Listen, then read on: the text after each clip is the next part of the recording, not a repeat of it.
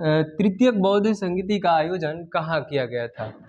तृतीयक बौद्ध संगीति का आयोजन कहाँ किया गया था? इसका जो राइट आंसर होगा, तृतीयक जो बौद्ध संगीति का आयोजन किया गया था वो किया गया था पाटलिपुत्रा में। कहाँ पर किया गया था? पाटलिपुत्रा में।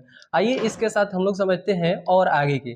तो आपसे जब पूछा जाएगा ना कि कुल कितनी बौद्ध संगीतियां आयोजित की गई थी, ठीक है, जब भी आपसे पूछा जाएगा कुल कितनी बौद्ध संगीति का आयोजन किया गया था, तो इसका जो राइट आंसर है 4 है।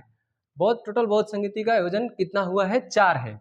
ठीक है, जैसे पूछा जाएगा आपसे कि पहला, ठीक है, पहला बौद्ध संगीति का आयोजन कहाँ किया गया, तो पहला बौद्ध संगीति का जो आयोजन किया गया है वो है, ठीक है, याद रखिएगा, राजगिरी है। पहला बौद्ध संगीति का आयोजन राजगिरी। ठीक है, इसी तरह से पूछा जाएगा कि दूसरा बौद्ध संगीति का आयोजन कहाँ किया गया है। ठीक है, तो दूसरा कहाँ किया गया है वो है वैशाली में। दूसरा कहाँ किया गया है? वैशाली में। आपसे तो पूछा गया है कि तीसरा बौद्ध संगीति का आयोजन कहाँ किया गया, तो ये है पाटलिपुत्रा। इसी तरह से आपसे पूछा जाएगा कि चौथा बौद्ध संगीति का आयोजन कहाँ किया गया है, तो जो चौथा बौद्ध संगीति का आयोजन किया गया है, ठीक है, वो किया गया है कुंडलवन कश्मीर में।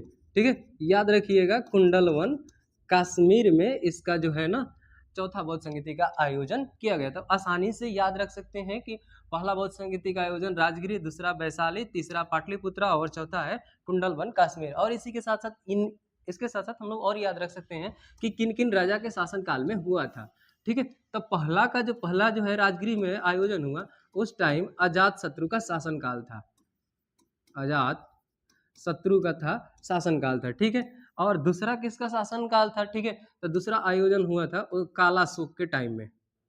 ठीक है, याद रख सकते हैं, काला शोक के टाइम में हुआ था।